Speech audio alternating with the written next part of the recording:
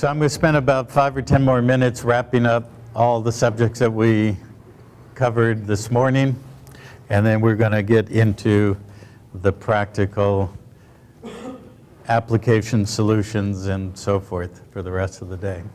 Though we might return a little bit and refer back to some of this as we go along. Who here has not heard the term or the phrase Anunnaki? Sounds familiar, but I don't know. Okay. Well, if you go back to primarily Sumerian and the Babylonian period, Babylon is the classic, as we all know, reference in the Bible and so on and so forth. The gods were referred to as the Anunnaki. Okay, those are Sumerian terms. One translation of that is the Avengers of Anu, which became transliterated in the Bible as the fallen angels and the, all the rest of that. But essentially in the classic period, the Sumerian, the Babylonian, and Egyptian, the Anunnaki were simply the gods. Isis, Osiris, those are names, and they got translated into many different names. Isis and Osiris became Semiramis and Tammuz, and the image of and likeness of Semiramis can be found in New York, commonly referred to as the Statue of Liberty. It's all about the everything I described this morning and the resurrection, if you will, of the controlled artificial feminine as the control of the artificial masculine.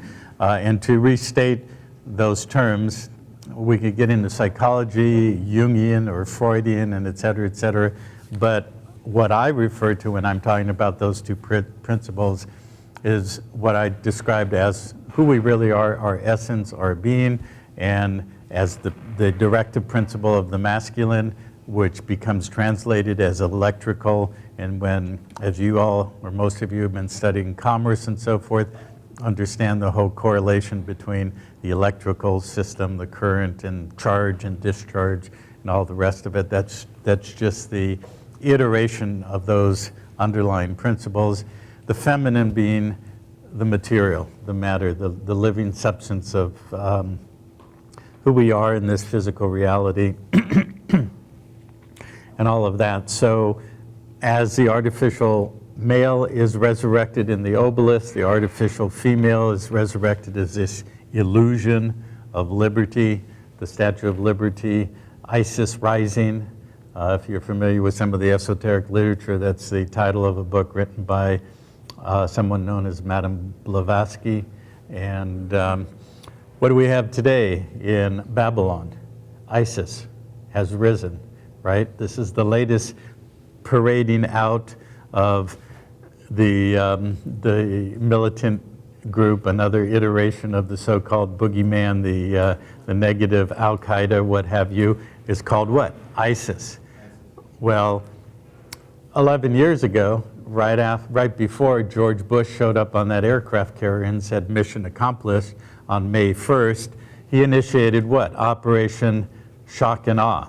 Well, if you go to the Bible refers to the feminine consort of Yahweh as the Shekinah or the Shekinah. Okay, so this guy's going to have a heart attack. I keep on. Nothing is an accident. Nothing is by just sort of random choice. You know, bunch of generals sitting around. Well, what should we call this operation? Well, how about shock and blast them all to hell? No, how about awe? We like that better. You know, no. There's always the esoteric hidden symbology and so forth.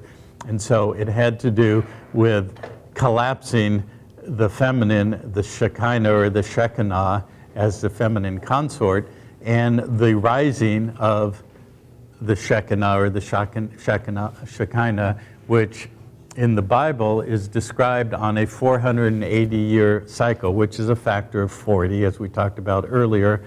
And literally in the astronomical, every 480 years, Mercury and Venus are conjunct, meaning they are on top of each other, visually speaking, and they rise before the sun. So you must have the Shekinah or the Shekinah rise before the sun to fulfill all of this template and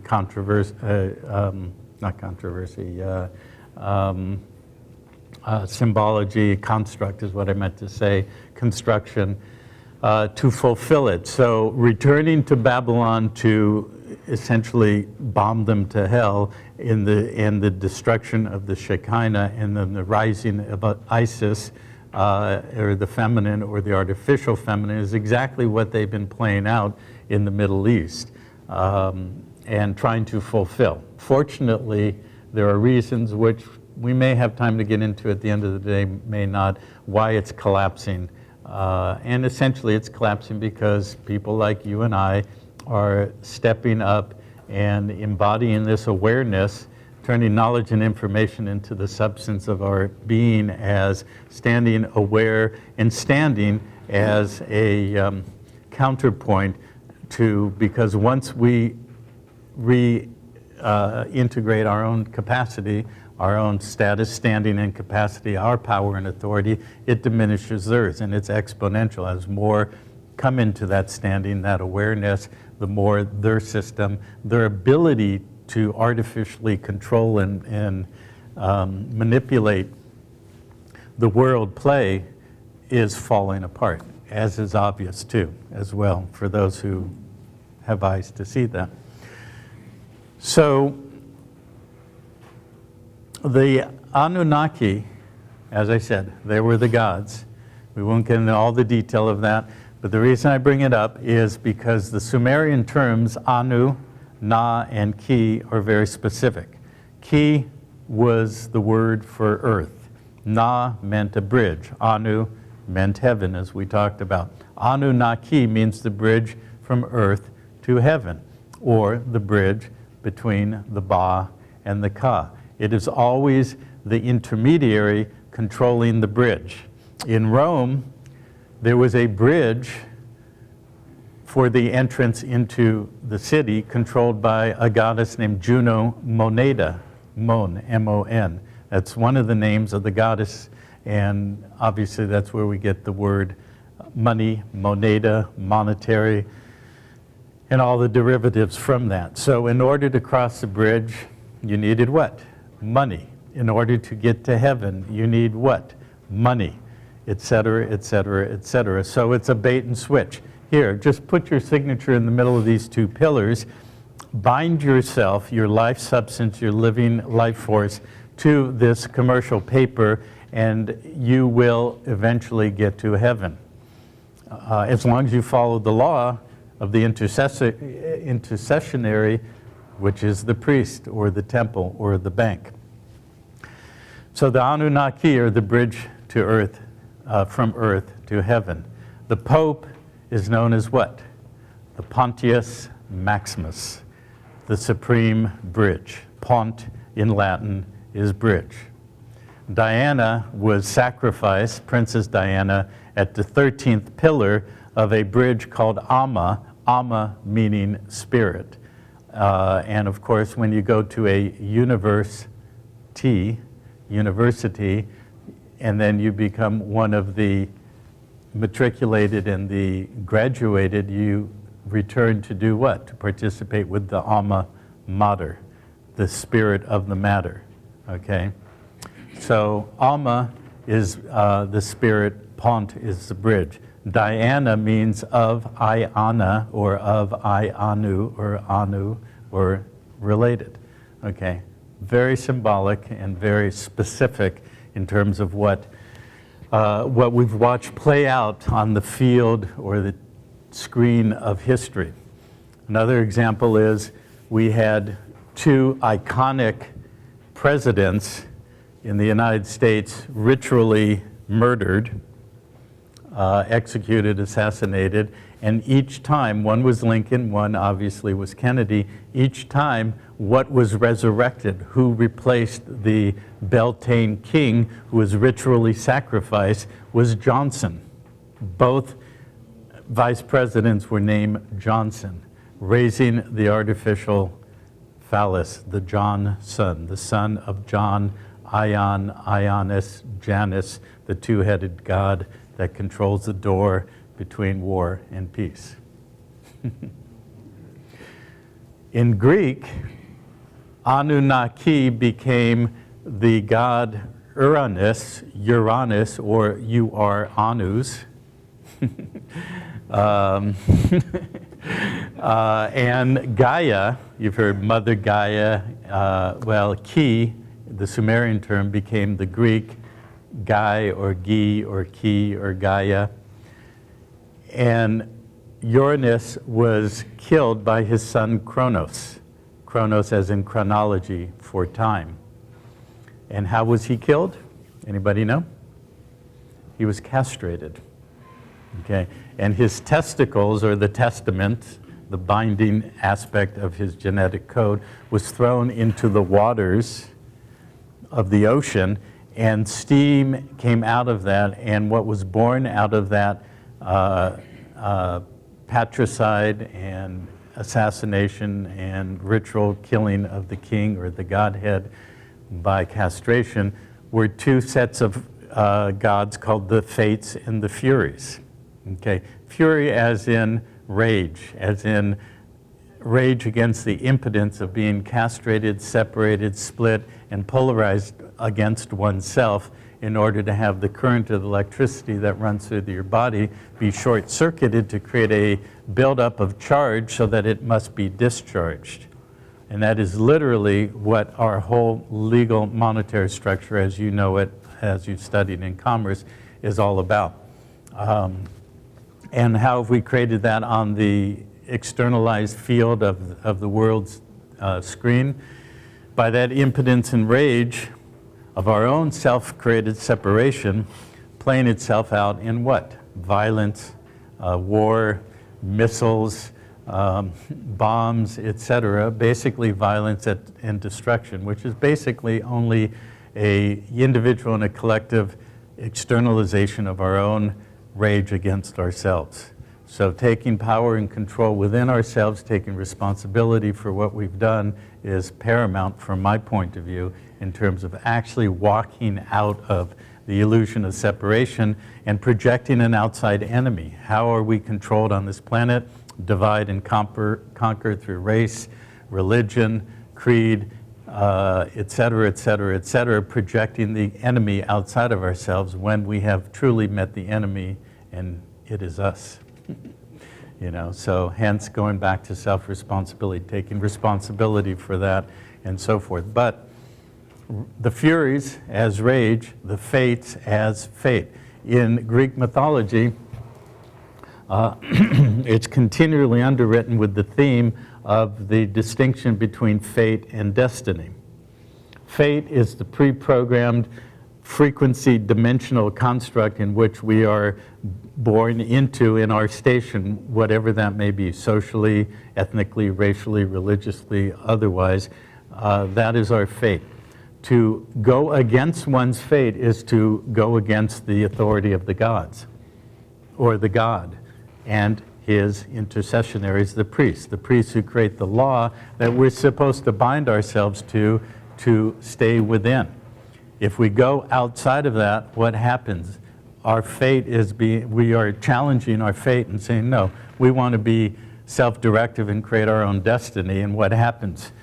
The externalized rage, the machine, our fate comes screaming back at us through the agents of the matrix. Anybody not know what I'm talking about?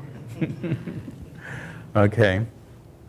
So there is a system that is literally beyond what we see constructed in the world system. Yes, it's a system of money, law, and all the rest of it, but there's another level of it which we won't get into today, but progressively that's part, from my point of view, of, well, it's literally what I've walked through over decades of exploring, but also dealing with this, dealing with everything that I've described in symbolic terms, in a literal sense in terms of what my life path has been and others that I know. Some being aware of what I've described, most not, But essentially, those of you, all of you here, no question, and many others who have been walking against that system are basically saying, no, I'm not accepting my pre-programmed fate. I'm breaking out of that narrow band of frequency dimensional control, and I am going to reintegrate myself with my being and my substance and be here and not be split and held within this containment field that is the collective of the world system. The most easy example of being bound to your fate is the story of Sisyphus. Anybody know Sisyphus? Okay. Yeah, he went against the gods, and he was bound to his fate, which was that he had to roll a rock or a boulder up a hill or a mountain, and whenever he got almost to the top, it would always roll down, and he'd have to do that again. That's symbolically rolling the rock, the Petra, the Peter, trying to get it to the top to illuminate oneself and become self-aware in the context and the respect of what I'm talking about, and not being able to. And this is what we could call in modern terms the Groundhog Day effect. Never getting there. It's like a glass ceiling. We can see what's above us, but we can't achieve or reach it because there's a glass ceiling. We can see it, but we can't get through. That's like rolling the rock up the hill or the mountain and constantly having it knocked off. So, where can we see Sisyphus? Everywhere. He is in all of us. He is the binding nature of our acceptance, allowance, consent, and so forth to being bound to the public system, because in the public system you cannot get through that glass ceiling. Okay, which basically leads us to the theme of the day. How do we win the game? By not playing it, because commerce is a battlefield, and for as long as we're at war, we are under the rules of engagement, we are under martial law or martial rule, and obviously they control it. We will never outgun them, and yeah, you know, Second Amendment aside, that's a good thing that has kept them at bay, but the fact is that every time we engage with pieces of paper in commerce, we are committing acts of war, and we are controlled and controllable by the very nature of the rules of engagement relative to war. Okay? And that's really the theme of what we're going to talk about, because many of you have studied commerce extensively. And so did I. And I spent years, 15 years, in the realms of commerce, perfecting. I was extremely good at creating perfected affidavits of obligation, UCC liens, et cetera, et cetera. I learned it all over the last 15 years, and taught a lot of it, and could pretty much repeat it chapter and verse. Not necessarily as good as Brandon and Jack and Gordon, who are truly masters of commerce, and all the proper and due respect to them for what they've achieved. But what we came to understand, and we meaning the core team with Pantera, but primarily led by myself and my experience and my processes of the last 25 years, and going through the levels of it, peeling the, maybe not going up, but peeling them and going down, and coming to understand ultimately where the hook was, where the bait and switch, where the smoke and mirrors really lies. We could spend 10,000 lifetimes perfecting and learning all the codes and statutes and so forth, and procedures and maxims of law and all of that, and it's all a bait and switch. It's all to entrain and distract the mind or misdirect the mind to think that we can win in that game. It's a stacked game. You ever hear the phrase, the house always wins? Okay, they are the house. And so we were talking last night, I think Mike or Tom or both of you, in various conversations I had last night about, in the context of what I'm just talking about, many of us looking at partial victories. This victory was so-and-so was able to do this, but so-and-so, another so-and-so was not able to repeat it. Is it stable, consistent, and essentially infinitely repeatable so that you could do it every time and get the same result? And the answer is no, okay? Which means it's not a real solution. And also, in my experience over the last 20 to 25 years, I started in 89, 90. By 1991, 92, I was 100% committed to this path, to learn law and so forth. And at that time, we had no internet. And fortunately, I had a business, my own business, so I wasn't attached to an employer or anything like that.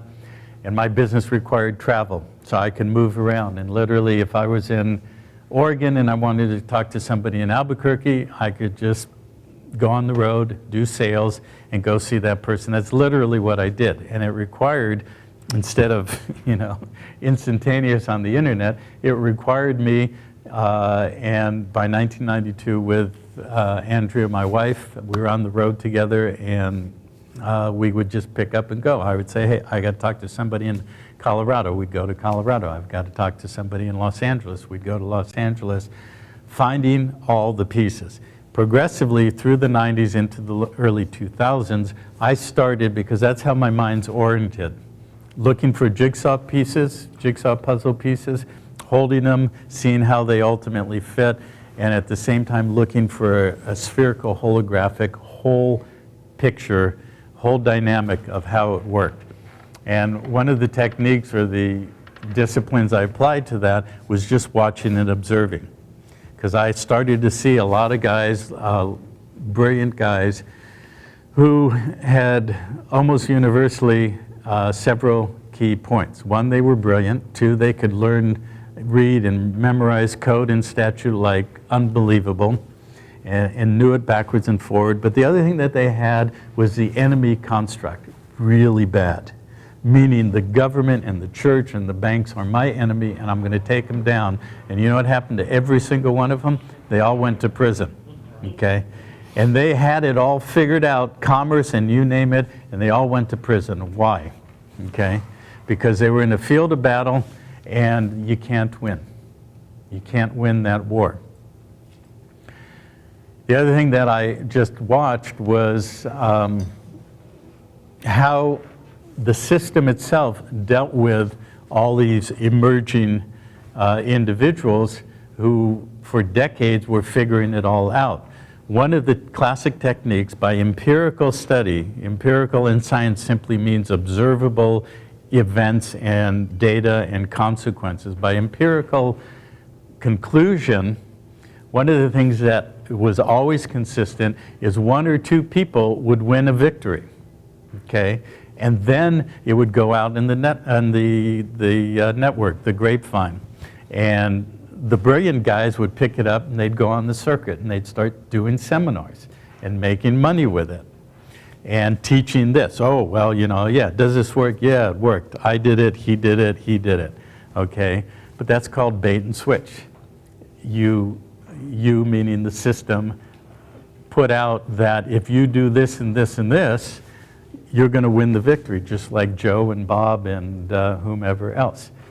But it was bait and then switch, and have 2 or 3 people win that victory and have 5,000 go do it and have them lose and create commercial harm in the public field of battle, and like planting seeds, just like those seeds that go through the vaginal opening of a cathedral, planting seeds to harvest the flesh and the life force. Those individuals planting those seeds created commercial bonding against themselves, against their flesh, and they were matured and harvested, okay?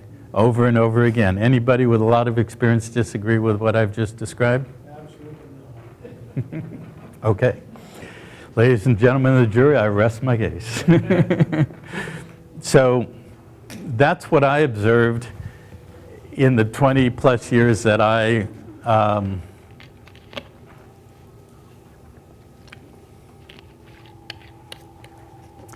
did what many of you here and many, many more were doing. And the one thing, now I have to tell you, I'm very impetuous. I will jump into something very quickly, but somehow I figured out, don't jump into these things. Don't do it, you know, and be on the front line. And I kept myself out of harm's way, and I watched a lot of people go to prison. And I just started looking at the empirical evidence and progressing through the layers of commerce and figuring out it more and more, but keeping myself back from doing things like going after judges and whatever that ended up having a lot of people go to prison. Now, there was a lot of benefit for us collectively that those very brilliant people went to prison because they had a lot of time then to study. So then they brought out what they studied, and I, amongst many others, studied it. But until literally after 24, 25 years, literally about 14 months ago, the lights truly went on. It was a progression. I don't need to go through all the detail. But I will say this, that one of the progressions in my career history, if you will, from about 97 on, is I started figuring out that jurisdiction was paramount. And secondly, that we could not operate within their jurisdiction. And I got involved over 16 years, 15, 16 years, with 5 times trying to work with other people in creating a jurisdiction that was whole and sovereign. The first one, interestingly, is what those of you who have been doing MIC, Masters in Commerce with Brandon and so forth, that they're involved with still today. I believe they still are. It started life in the 80s and through the 90s as something called the Dominion of Melchizedek. Anybody heard of that? Okay. And it migrated into, maybe some of you know of Brandon and his team are still involved with it. When I interacted with Brandon 2-3 years ago, he was very much involved with that, with Richard McDonald. And they had changed the name, but basically there was a father and son who created this concept of an ecclesiastical sovereignty, and it was based on the Old Testament, Melchizedek, obviously not understanding the nature of the king-priest relationship that we covered this morning. But they did a lot of things quite right in terms of establishing an ecclesiastical sovereignty and doing a lot of things that kept them safe. They did a lot of things that were abysmally flawed, and that's another story. But I got involved with the son, father had passed away, and worked with him for 2 or 3 years. And that was my first introduction to the concept of creating a wholly self-contained, equal to the equivalent, which is basically the Vatican and the Holy See, an ecclesiastical sovereignty. So that was the Dominion of Melchizedek. People that I worked with within that tried to fix those flaws. Then we went to another attempt with another entity that none of you have heard of, I'm sure. And then in 4 to 5 years ago, we tried this so-called Republic of the United States of America, which is how essentially we're here today, because Tom was involved with that, and I was very much involved with that. That's how I met Jason, a lot of people in California that have become the core team and the members of Pantera, primarily in California. Anybody not heard of that attempt to create a so-called reseat the Republic? Most of you have. And then learned what was the inherent fatal flaw that was also hardwired in the structure from the very beginning, which I will get to in a minute. But that was the third attempt of mine. Then I spun out of that and started working with somebody who was focused on the Articles of Confederacy and the Articles of Confederation and so forth, and the United States of America, capital T, which I'll explain in a minute. And that didn't work. And then we got spun out of that, went to something called Divine Providence. Anybody know that? Okay. Tried to work with that individual, and but it was all the same thing, the wolf in sheep's clothing, still trying to recreate the old system based on the pyramidal hierarchical structure with an alpha male egomaniac at the top. Okay, sound familiar? And I tried to work with him, but as I went through those layers and was dealing with my own internal split of what I've described today, these were just reflections. So I dealt with this personally. I took responsibility. I didn't say they did wrong, they did it to me. Well, I did some of the times. But I dealt with it. And the bottom line is I came to understand the nature of the way the mind and the system has been created to replicate itself and be like a, any analogy or example in science fiction, the Borg, the clones, the attack of the Martians, whatever. It's always about the mind thinking that we just have to recreate the old system. The bottom line is it's a bait and switch. It's to misdirect us into fighting this game, wanting to recreate it, wanting to be the alpha male at the top. I try to work with these guys to create all of this in a collaborative, decentralized way, and every time that head reared its ugly head of the same thing, the pyramidal hierarchical structure of wanting to be on the top, and the ego and the greed and the power and the control, which I call the four horsemen of the apocalypse. And so finally, 14 months ago, I had had enough, and I finally saw that, hey, just like Dorothy in The Wizard of Oz, at the end, the good witch said, Dorothy, you've always had the way to go home, okay? And I realized that many of the pieces I had picked up along the way, the concept of the structure of a private society, concept of a private contract association, and then also what I learned going through all these, the concept of an ecclesiastical sovereignty.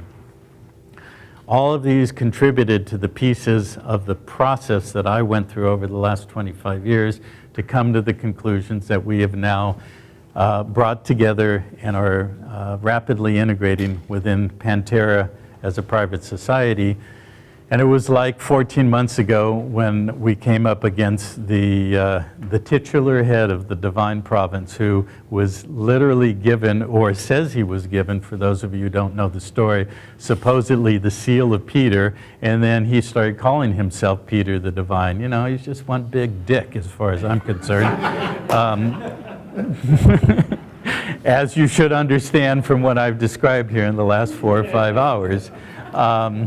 So he can be the big Peter, I don't care.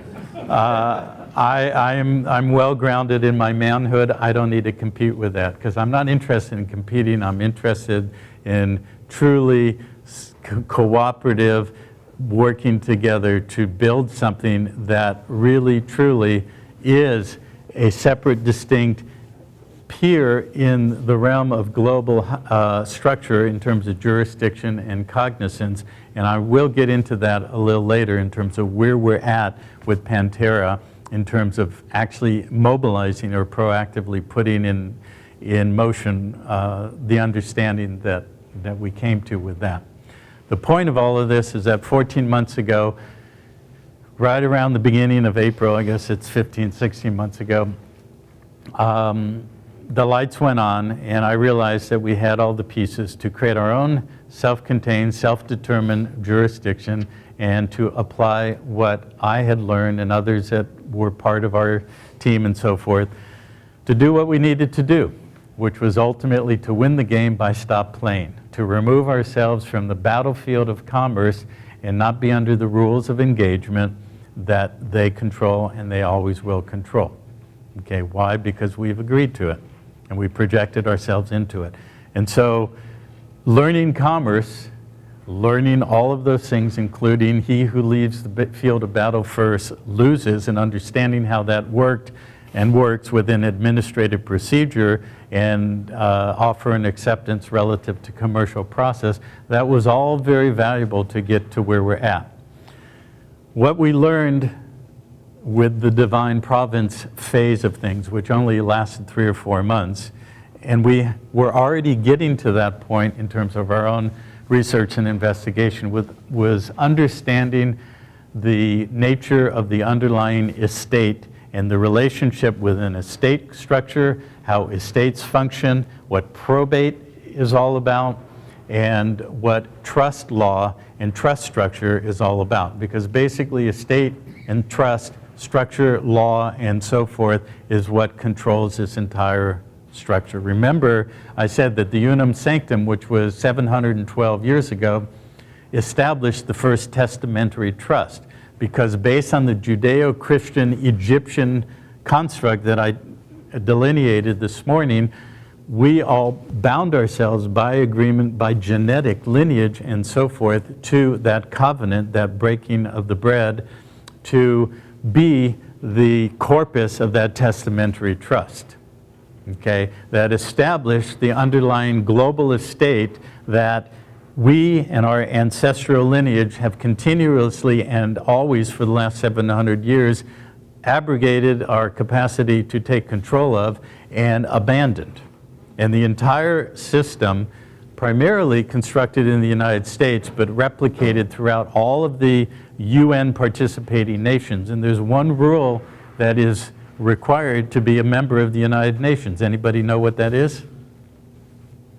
You have to be a bankrupt nation. Okay?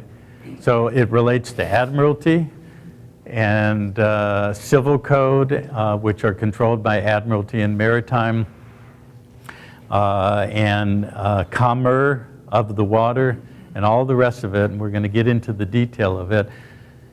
And fundamentally, estate structure and bankruptcy. Because if you go into bankruptcy,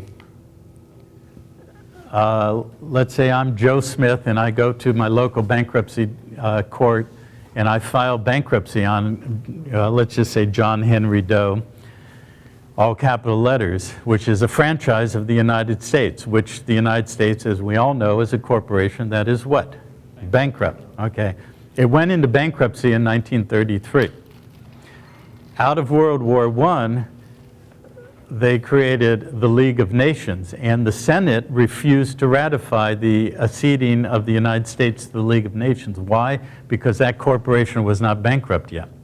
So they had to bankrupt it in 1933, and all the other countries that became the founding members of the United Nations in 1944 in order to be a participating member, because they had to give acquiescence or control of their central bank of issue, which was the corresponding relationship with the equivalent of Wall Street. Wall Street is where they brought the slaves in and branded and bonded the slaves in order to sell into the commercial market through, at the time, legal slavery. What is Wall Street? It is where they create, it's a stock exchange, which is just the stock yard of the containment of the cattle on the plantation. You bring the stock into the branding to monetize them, brand them, capitalize them in the stocks so that you can create the opposite, or the bonding through the franchise. So there's a relationship between the central bank and the Wall Street in order to create the stockyard and monetize it on the plantation. So all of those central banks that became members of the UN had to be bankrupt in 1944 to pledge the collateralized bonded stock of their nation, which is rooted in the Latin word nativity or nacion, to be born into, as in the 14th Amendment, all citizens born or naturalized into the United States as a national construct, as a corporate body, bonded and stocked by what I've just described. They had to pledge that collateral of the human cattle into the United Nations to create that central bank. And then the IMF for its function as a world bank, and then the Bank of International Settlements, which is another story we won't go to right at the moment. But the whole point being is this is the construction with admiralty and maritime and civil and commercial to collateralize, bond, and underwrite the monetization of the world money system. Got it? Okay. So underlying that is the global estate, a testamentary trust, creating three constructs to hold canon, kingdom, and commercial law with the three city-states underwritten by the two pillars.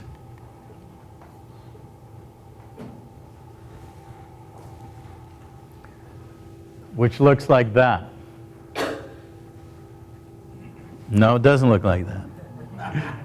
That looks like St. Louis U trying to get us to consent to a contract. Do you know what that is? Well, you can see it at the top. Flag of Washington, D.C. Anybody not familiar with that before? Okay.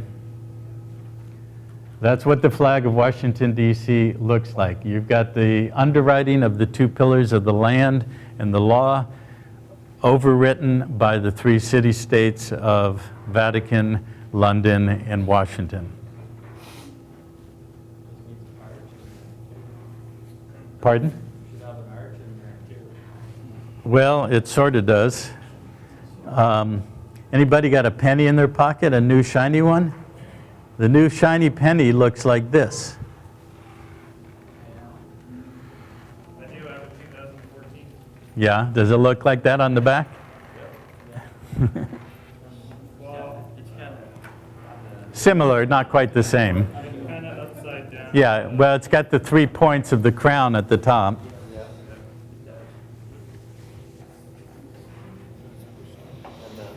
Vertical Washington. Right, the vertical, okay.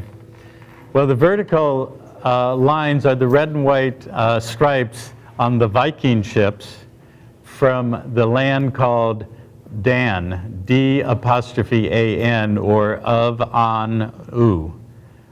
You know, the tribe of Dan, or the Danube River, and the Danish, and so forth. These are all derivatives of what we talked about earlier, of An, or Anu.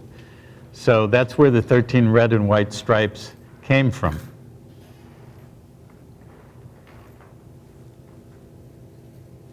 Eric the Red, anybody remember him? Red is in Rothschild.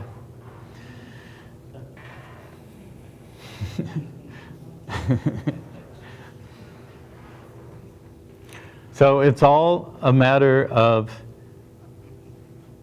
we come into existence by the conception of the male and female contributing chromosomes and so forth in the creation of a zygote that then floats in the water of the birthing vessel. And when it's time to birth the new being, he or she, the little newborn infant, comes down the birth canal, a waterway, and is birthed at the dock, the doctor, birth as in B-E-R-T-H, and the dock, as you traverse or cross the waters from one port to the other. This is the essence of commerce, or the law merchant, or the lex mercantilius, is how do you bond in terms of documentary proof the cargo that's carried in the hull or the cargo bay of the vessel or the ship. Anybody know where all the papers that are created in the United States and Canada, probably Mexico too, from your birth certificate on up, where they go? 55 Water Street, et cetera, et cetera. DTC, well, good, close, but not right. They go to a city in northeastern Canada called Hull, H-U-L-L, as in the hull of a ship. The Governor General of Canada is the trustee for North America, okay? right in his general proximity is the city of Hull, Canada, where all the paper vessels carrying your life force, bonded sureties as attachments to your franchise, your commercial vessel, floating on the waters of commerce, where they go. Does Columbus, Ohio have something to do with that? Why do you say Columbus, Ohio? Something I heard. Well, all the variations of Columbus, Columba, come from Latin. The Columba, Columba means dove in Latin, okay? Of course, grew up in the 60s, we all went for the dove of peace. Well, the dove means something entirely different to the elite and the esoteric societies, because the word dove, there's two words for dove, maybe more, but two that I know of in Latin, columba and dova, D-O-V-A. Well, dova is a derivative of dava or David, okay, DVD, okay, which are transphonetic literations of where that actually came from in Egypt, which was this guy named Tutankhamun. Remember King Tut? T-U-T. Well, if you create a soft T, you get the letter D. If you create a hard U, you get the letter V. So T-U-T phonetically is related to DVD. This is where the so-called bloodline of David actually originated. The whole justification for the king priest to be merged into the so-called vicar of Christ to control the bloodline until Jesus returns, which he's not going to, okay? Because he never said that, and that's another story, but that's the Roman construction. We'll get to that in a little bit. But that's where it originated, because King Tut's father was a guy named Akhenaten, and the word Akhenaten, or the name Akhenaten, means the eye of Aten, which is the all-seeing eye on the top of the pyramid. And if you go across the street to the Masonic temple, you will see the symbol, the triangle, the eye, and the two wings coming out of it. Those were the wings of Aten, or the singular god. Akhenaten got kicked out of Egypt around 1350 BC, and he was the end of something called the Hyksos pharaohs, or the Hyksos kings, which was a 500-year period in which there was a intrusion, essentially, of a parasitic overlay that took control of the political, social, economic structure of Egypt. Was known as the 13th to the 18th dynasty, the Hyksos, and they basically were characterized by creating an overlay of a legal monetary system and extracting, like parasites, all of the sustenance and value in life out of the Egyptian system, much like the last 500 years. History repeats itself. When they finally got kicked out and Akhenaten fled, he changed his name to another another Egyptian word, Moses, meaning born out of the waters of commerce. Moses, M-O-S-I-S, is an Egyptian word which means born out of the waters. That's why the Bible constructed that story of Moses floated down the river and the princess picked him up and said, "Oh, I'll take you home," and blah, blah, blah. That was Akhenaten. And he went one direction. He went east and took control of that area called Jerusalem, and created the construct of the story. Solomon, Sol, Mon, sun, moon, son of the moon, etc. David, as in David or Dova or Columba. That's why all of these things became the symbols that they came. So all of the District of Columbia, British Columbia, South America, Columbia, etc., all is about the rising sun, the titular head, the king, the crown. And you'll notice where these are all placed. Columba is always at the head. So Colombia is at the top of South America.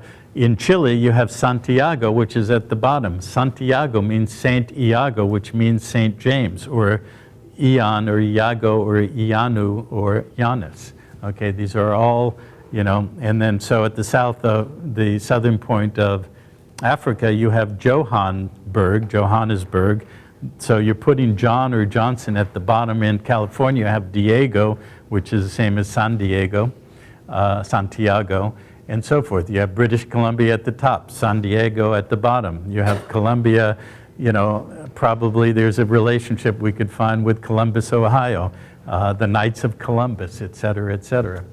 You know, all of these things, you know, like the Oddfellows or the, you know, the every other tract of land along the railroad right-of-way that granted the land patents to those who were part of the elite to take control of the land.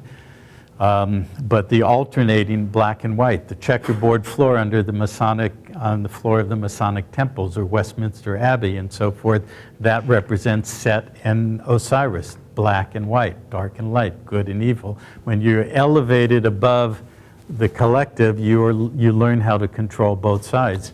The Machiavellian principle of mobilizing the internal projected enemy construct to create an enemy, whether it's a Jew or an Arab or black or white, it's all the same thing. So that's where that comes from. And so being on the waters of commerce, having the cargo, the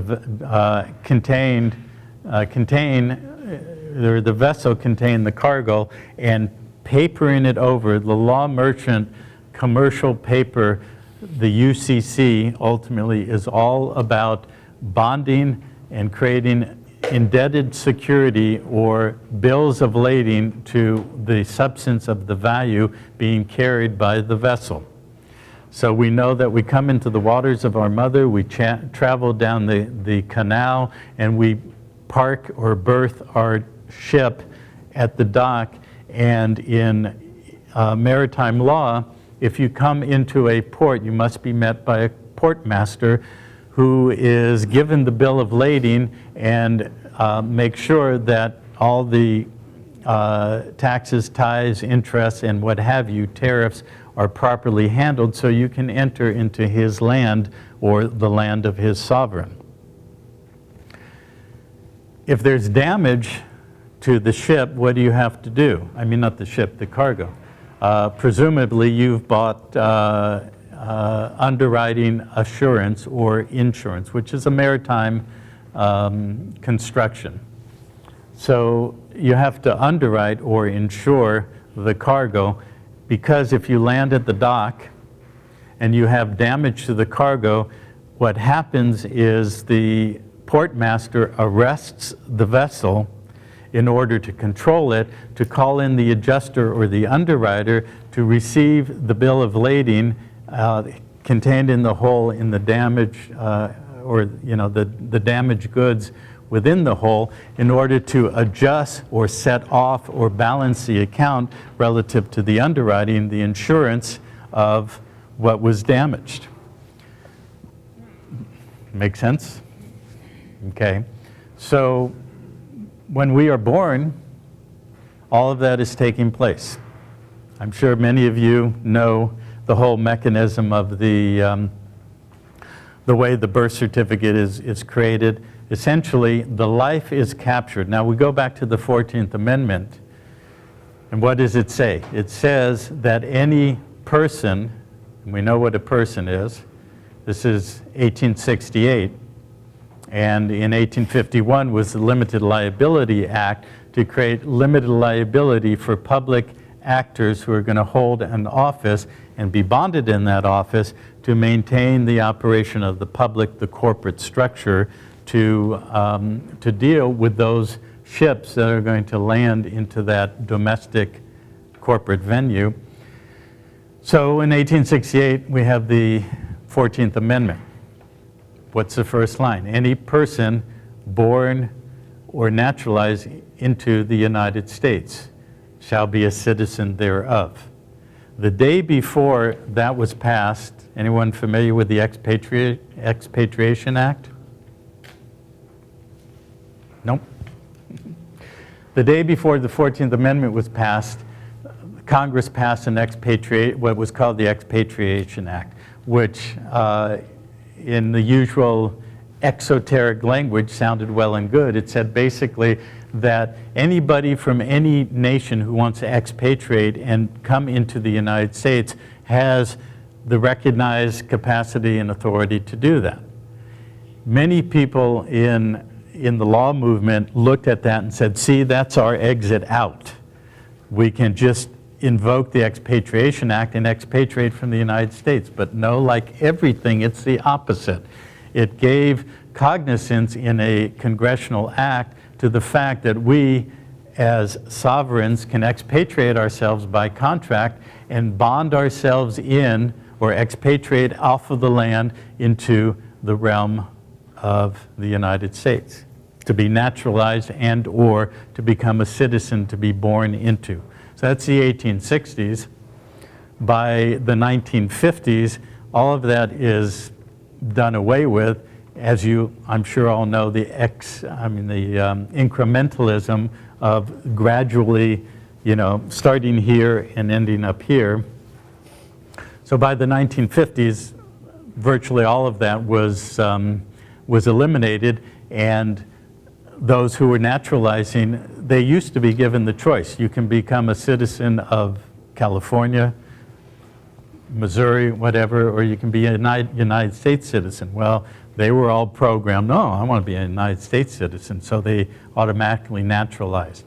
Now, by the 1950s, you have babies being born, and the first thing that foot touches is the record of live birth. So that baby has been born into the United States, has not touched the soil and the land of America. They've touched the artificial construct of the corporation. Now, by the way, hold on, America. When Akhenaten went east, his daughter, the eldest daughter of Nefertiti and Akhenaten, was known as Mary Taten. She and her hubby, named Gaithars, went to the British Isles and established the 2 points that eventually would become the center of the world system along with Rome: Jerusalem, Israel, and London. Mary Taten was spelled M-E-R-I. What do we have here in America? You think America was really named after Amerigo Vespucci, like they taught us? No, it meant La Mary Ka, the spiritual body of Mary, Mari, or the waters of the substance into which we touch down and are made substantive, and then we travel on the waters of commerce and become bonded or captured by the mechanism of being underwritten by Social Security and the law of the priest in order to accept the operative function of being the surety that is bonded through the Social Security account and the franchise to do what? To overlay the substantive value of the underlying estate, which we will get to in a minute. So L'America became the gathering point of all the peoples, all the nations. Give me, you're tired, you're hungry, you're, et cetera, so that all of the genetic codes of the planet could be captured in one commercial construct into an artificial containment field called, among other things, the civitas, or the civil body. Okay, to be given civil privileges as opposed to substantive unalienable rights. Okay, we'll get to the civil body in a minute. The essence being that when we are born, an estate is created. In fact, it already pre-existed. It's called an ancestral and lineal estate. If our parents are alive, then that estate is open. If our parents are dead, it passes to the lineal descent, and it is there to be claimed, or by voluntarily abandoning, it can be escheated or returned to the state. The estate, called the national corporate construction of the United States, Canada, Mexico, Chile, Colombia, Uruguay, you name it, all 250, more or less national corporate estates that are going to become the aggregate containment of the individual estates that are descended and then abandoned. Because what happens is the record of live birth then becomes a statistical construct to be put into the Wall Street central bank structure of stocks and bonds, and the underlying state is the value. It builds and accrues as we go through our life. And at the age of 7, we all abandoned our estate. And from that point forward, we are a ward of the estate, the state. And I'm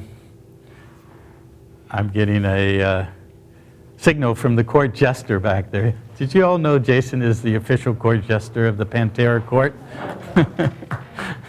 We're working on his costume. It's still at the tailor. 5 minutes? I was suggesting 5 minute break. I'm feeling a little bit of... Yeah, okay. Good idea. Okay. We'll come back to this after the break, and we're going to finish with this question and answer. Anybody here heard of something called the Cestui V Act?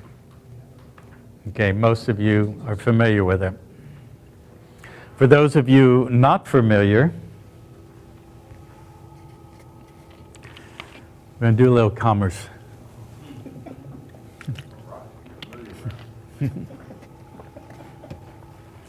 Thank you.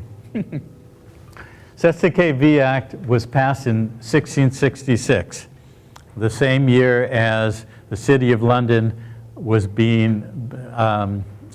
initiated to be built after they burned all of the overlay of the refuge of human debris and slums and so forth, so they could clear the real estate and build the City of London.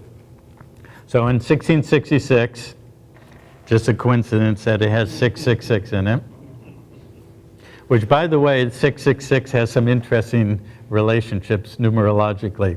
The name Anu, A-N-U, if you just assign a numeric value 1 through 26 to the letters, adds up to 36. Did you know that if you take every number of 36, 1 plus 2 plus 3 plus 4, all the way to 36, do you know what it adds up to? 666. Also, we are carbon-based bodies. Carbon has 6 electrons, 6 protons, and 6 neutrons. So the number of the beast is simply, we are domesticated beasts. We are attached to the domestic zone. When we put our signature inside that containment field between the 2 pillars and the arch on the Social Security card, we are putting our mark, or the mark of the beast, into that containment field. We're bonding our flesh, made up primarily of carbon, 666, into that containment field for who? Remember Uranus, you are Anu, you are Anus, okay? So 1666, the Cestui V Act. Men went to war and never came back. Now it was the age of discovery and exploration on the seas. Men went to sea and never came back. The act says there are cesticaes, which basically means lives of men. And when I come back, we're going to talk about what a man is relative to what it's really saying there. We have cesticaes who have gone to sea and have not come back and have not settled their estates because they're presumed dead, but they haven't been officially pronounced dead. So it all has to do with going to sea and being lost at sea and being presumed dead. And so after 7 years, which coincidentally happens to be the time that we actually regenerate every cell in our body, the template remains, but the cells that we have today did not exist in this physical form 7 or longer years ago. So we have gone to sea in the waters of this body, in the waters of the Sea of Commerce, and we have not returned. We have been presumed dead, lost at sea, and after 7 years pronounced dead, so our estates can be passed on. Now obviously when we're 7 years old, we are not physically dead, but we are put into a status of civilly dead. The estate is abandoned so that the estate, or the state, and its agents, officers, offices, and so forth, can act as executors to control the estate. And from that point forward, it's known within the IRS code as a decedent estate. Decedent means dying, not dead. So we are in the process of dying because pretty much from that point forward, by our consent and agreement, we bonded our life force in the substance of this body and its carbon and its water, and it is slowly being extracted during the course of a lifetime to be the surety, the underwriting, the guarantor of the debt that is bonded, underwritten by the Social Security fund and account, creating securitized bonded instruments that circulate as currency, public policy, public funds under public policy since 1933 to circulate as money. And in the Cestui V Act, it says, Cestuis have gone to sea, we must provide for how we pass on their estates after we can pronounce them dead after presumption of death after 7 years. And so the baby turned into an infant or a young boy or girl at the age of 7 now becomes first a ward of the court, a ward of the estate. The parents are the guardians under the marriage contract and so forth. And under the Cestui V Act, the estate must be administered by the executors of the estate because it's been abandoned. And the baby is lost at sea, now is going to simply float in a ghost ship because he or she is civilly dead. So if you're dead, you're a ghost floating in the ship of your franchise, floating on the waters of commerce to be managed and contained by the appointed agents of the estate. Okay, so let's take a break.